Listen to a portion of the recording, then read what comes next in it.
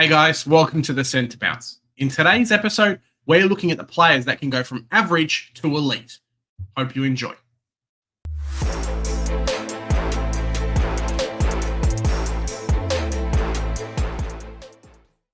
Joe, how you doing, mate? Welcome to this amazing episode. I'm looking forward to it.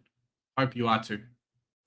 Yeah, absolutely. We love to see some success stories, and we think each of these players are certainly capable of being big successes for all of us. And when we talk success, we're talking 115 plus per player.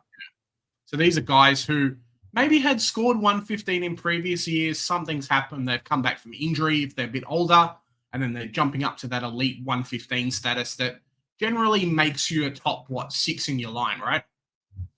Yeah, in most cases, absolutely. I think even we've seen at even M8, if you've got a 115 averaging M8, that's still very good.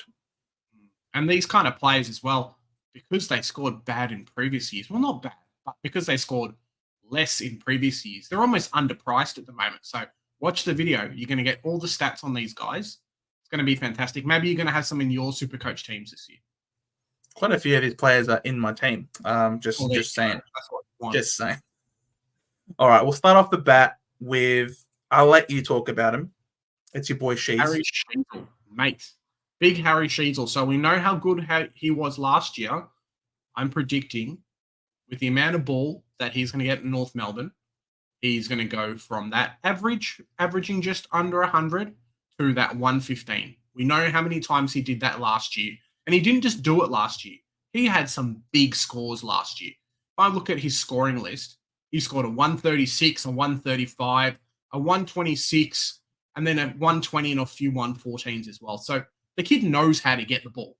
He knows what to do. North Melbourne are going to feed him because he's just our best player on field at the moment. As sad as it is to have a 19-year-old being your best player, we know how good he is, and that's why I'm predicting he's going to go from average to elite. That is not even a big call, but look, we'll go with it. All right. I'm just kidding. I'm just messing with you. All right. My selection, I guess, would be Hayden Young. Everyone knows that he's going to be playing in the midfield this coming season. And that is really exciting for us because when we look at his last 4 games, he played 5 games to end the season last year in the midfield. The first one, he had about 50% CBAs, just sussing it out, getting a feel for it. But then in the last 4 games where he played in the midfield with Ernest, he averaged 116. That is very nice. That's over 115, which is what we would classify as success. And for someone who's priced at an average of 94 from last year, that is absolutely really exciting to look forward to in our backlines. Yeah, and it's fantastic value as well. As we said at the start, a lot of these guys will be cheaper than what you want. And that's why so many teams have locked in Hayden Young so early into the season. Yep, exactly. The next one is Jai Newcombe, the Duke from the Hawks. If I said to you in his first year, scored a 45 average. In his next year, he scored an 86. And then last year, he scored a 98. You'd be like, natural progression has him at least another 10 points, just from how good he's getting, how settled he is in the team, and how dominant he is as well with another year worth of preseason. Jai Newcombe had some monster scores last year. A 174, a 119, a few 115s, and then a 121 as well. This kid knows how to play. And against the Dogs, we know how good the Dogs are. He got 40 disposals and a goal. This kid is a beast. He gets a lot of his points from tackles, and you know, Supercoach, we love tackles, and the AFL loves tackles too. So Jai Newcombe is my prediction, going from that, around 100 mark to the next level at 115.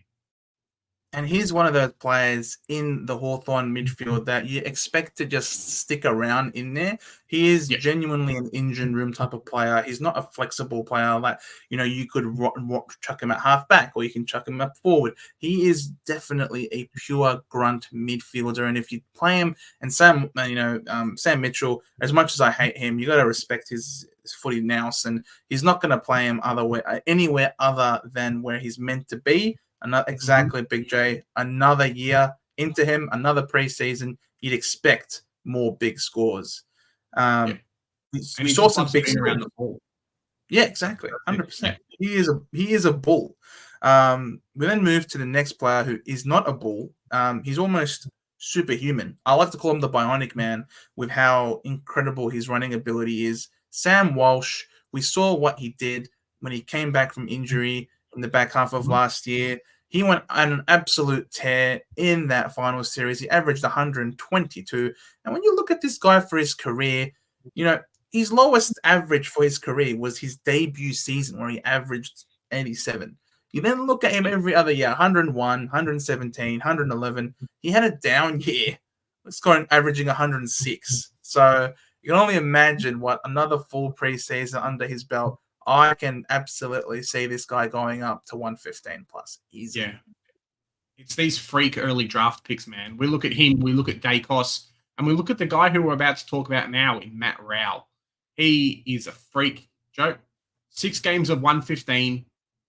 The kid's bonkers. We all know how good Matt Rowell was in his debut. He debuted, Joe. He got 9 Brownlow votes and an average of 104 in his debut year as an 18-year-old. We know how hampered he has been with injury, but from all reports, preseason has him fully fit, and he's picked up a running coach to help him break lines and help him get those sprint distance covered as well. So Matt Rowell, human fridge, Mack truck, running at you. Now he's sprinting. Watch out, boys. We know how good of scoring he has. 131, few 120s, a 159, a 165 in there from last year as well. So the kid can score. I think under Dimmer Hardwick, he's going to see how good Matt Rowell is. Throw him in the guts. Bob's your uncle. Bob actually is my uncle. Thank you very much for telling me that. But look, he has a bit of inconsistency in his game, but the thing is, this is all a prediction. This is all a forecast, and as Big J just said, all these metrics are pointing towards the right direction, and it's very understandable that a guy of this caliber, addressing the things that he needs help with, especially with that sprint coach. We saw how beneficial that was for Jordan Ridley. Jokes aside, we're moving on to another Gold Coast player who I think is going to absolutely bounce back in tremendous fashion. That is Touk Miller. He had a down year last year, obviously was injury interrupted, which saw him really have his average tank to a 97. And that's off the back of obviously reduced game time as well as reduced CBAs.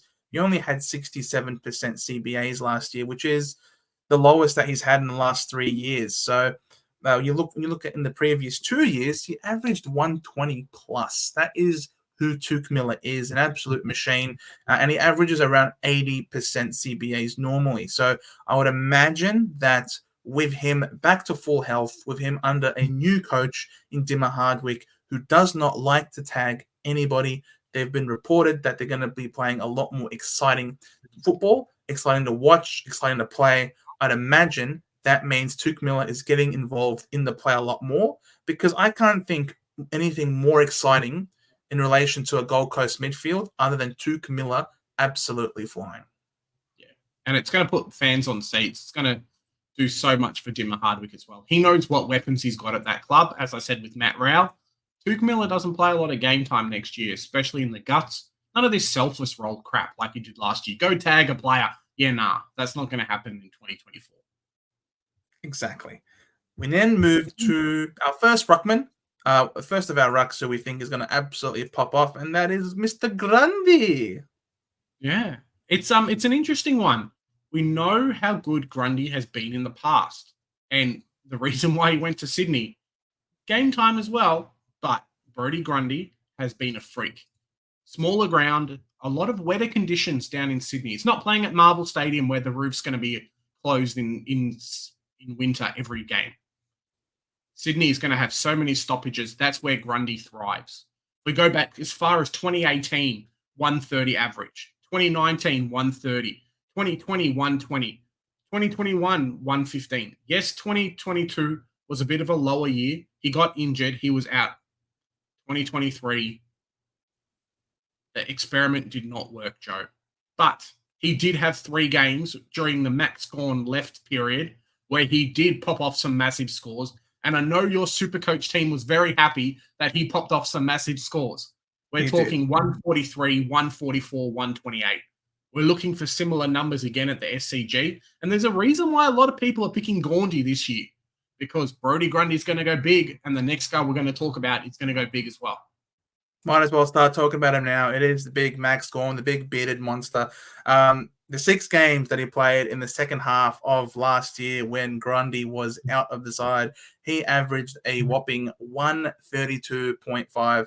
And I just love it. I like to say inside of my heart, I don't have to tell this to people, but I honestly reckon that when Max Gawn saw the Brisbane Lions come up on his fixture, he went and tapped Simon Goodwin on the shoulder and said, "Hey, drop Grundy, please. I'm about to go big."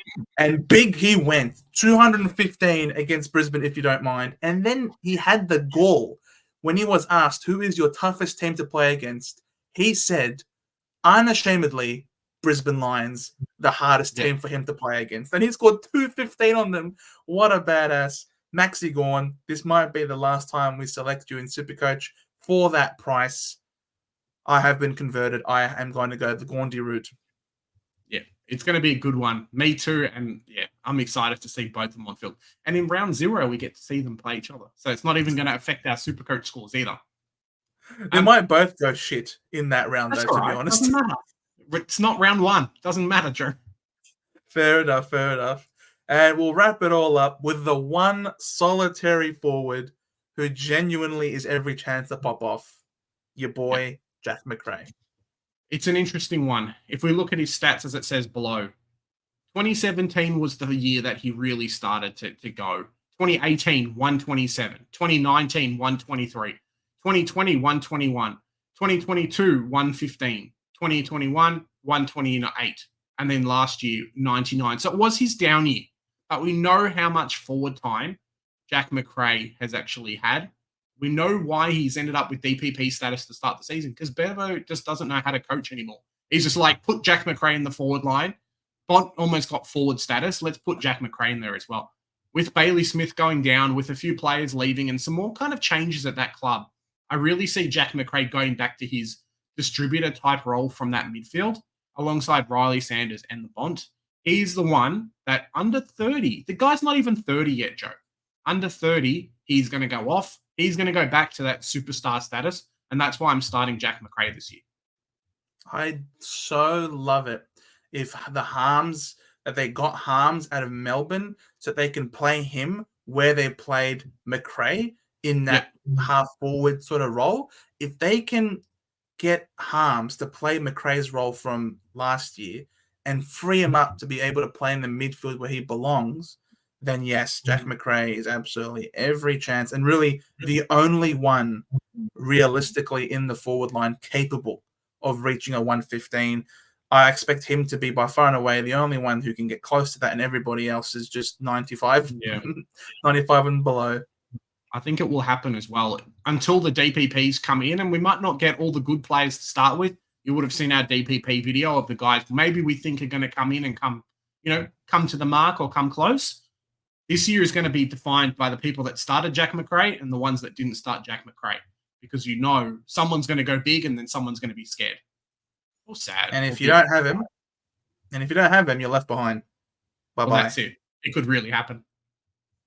And with that, guys, thank you so much for watching. That is our prediction video. What do you think? Let us know in the comments down below whether or not we hit the target or whether there were some players that we missed. Yeah.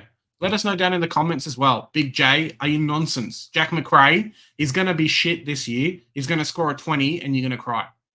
I want to hear it. I don't want to hear that because I also have it in my team, Big J. That's very scary stuff. If you like our content, guys, remember, always smash that subscribe button. Tell your friends, tell your family, press the notification bell. We've got our Twitter running as well, where we do a lot of updates and commentary on different things, and the Facebook group that we're trying to grow. So jump on and like that page. Absolutely. Smash that subscriber, please. We're going up. We want to hit 2K, guys, and it's all thanks to your help. We can do it together. Remember, guys, here at the Centre Bounce, we do the hard work so that you do not have to. Bye for now. Catch you in the next one.